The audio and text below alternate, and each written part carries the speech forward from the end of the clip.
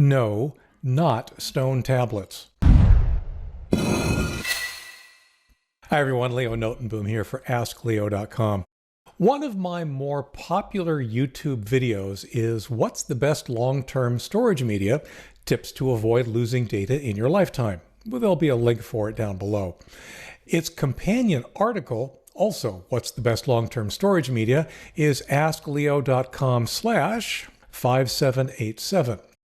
In that article and in that companion video, I discuss basically approaches to making sure that the data you have today is something that will still be available for you, if you want it to be, in 20 or 50 or 100 years. It's not as simple as just picking some media. It's actually a strategy and an approach to dealing with that media over time.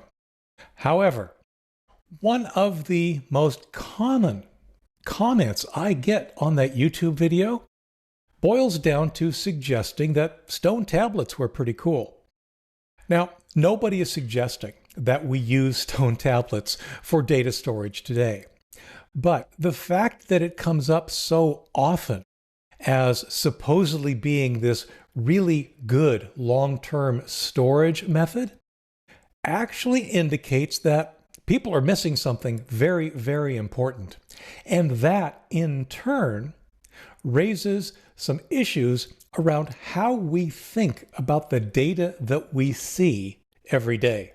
This is an example of how a limited set of information causes us to draw conclusions that that limited set of information doesn't warrant or doesn't support. Why do I say limited information? Well, it's this. Consider, yes, there are thousands and thousands of stone tablets with data, with information that have been preserved for thousands of years. That's honestly pretty cool. And there's a lot of information that archaeologists and historians are pulling from those tablets. However, those tablets are really only a small percentage of the number of tablets that were actually created back in those days. In other words, the vast majority of stone tablets with information written on them did not survive. The fact that some did, while interesting and pretty cool, does not mean they're a great storage mechanism when so many others didn't make it. This is an example of something that's called survivorship bias. By that, it means that you take a look at the data you have. Stone tablets survived. But you're biasing your conclusion based on an insufficient amount of data. The number that survived does not represent the number that were created. And it does not take into account the number that failed.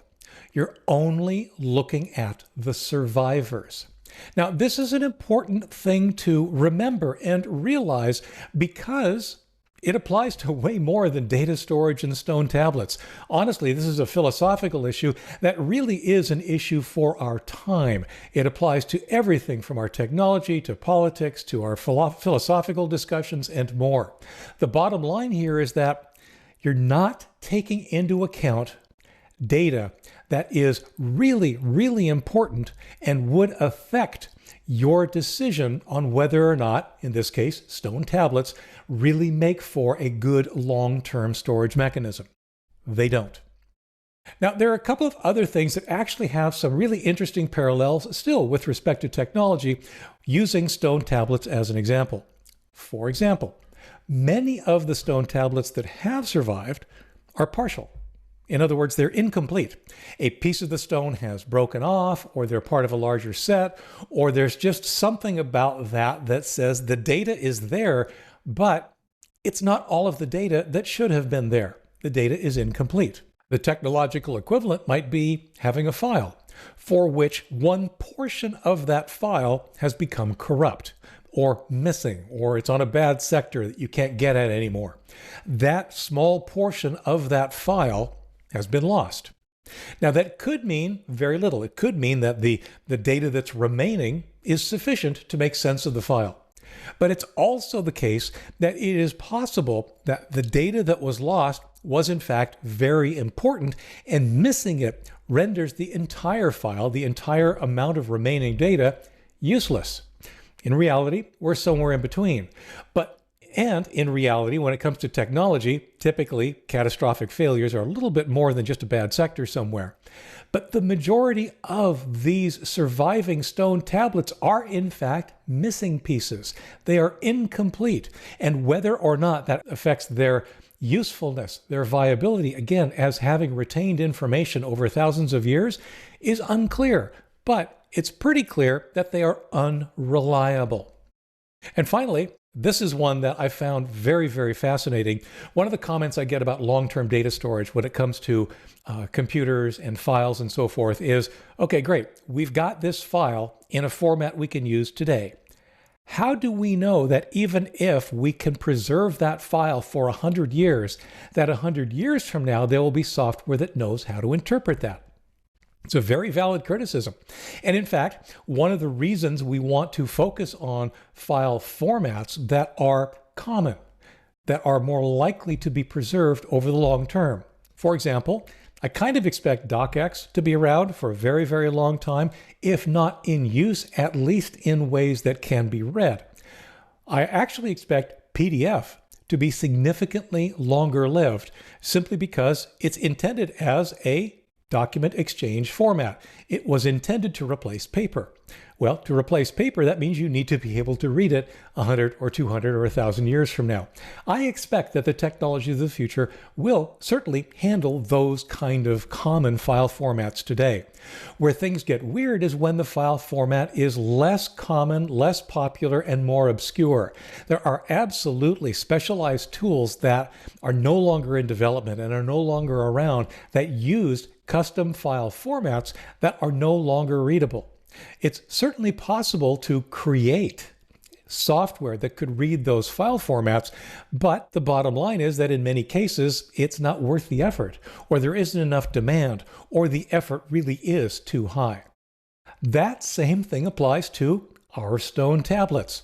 Many of the stone tablets are written in ancient languages, some of them that we don't even understand today or understand completely. So, did they survive if we can't understand what's on them? It's unclear. There actually is a very, very interesting project going on that is in the process of taking cuneiform tablets and applying artificial intelligence to interpret them, to understand them, and make them readable, so to speak, in our current vernacular. And finally, one more that I will throw out just because it's a bias that is semi-related to what I've been talking about. I call it failure bias. This is the case where someone experiences something that didn't work the way they expect it to, or that literally did break for them. They immediately assume that that failure is happening to everyone, when in reality, it's happening only to a few, or potentially only to that one person. Failure bias. Don't assume that what's happening to you is happening to everyone. So the bottom line here is, well, when it comes to long-term data storage, absolutely keep rolling your data forward. In other words, every few years, copy it to new and current media that is going to be supported for, say, another 5 or 10 years, and you're sure of it. That way, your information is always on current media, and you don't really have to worry quite as much about what's going to last the longest, as long as you keep copying it forward. But as I said, that's not really what this video is about. This is more about the idea of really understanding the biases and making decisions or drawing conclusions from the correct set of data. Survivorship bias is really important to understand because it really does happen a lot. It is very common for us to draw inappropriate conclusions based on a subset of the data that we should really be looking at to draw a more correct and accurate conclusion. The Wikipedia article on survivorship bias has a really good example of this in World War II, where understanding survivorship bias actually ended up saving lives. For updates, for comments, for links related to this topic and more, visit askleo.com/161692. I'm Leo Notenboom, and this is askleo.com. Thanks for watching.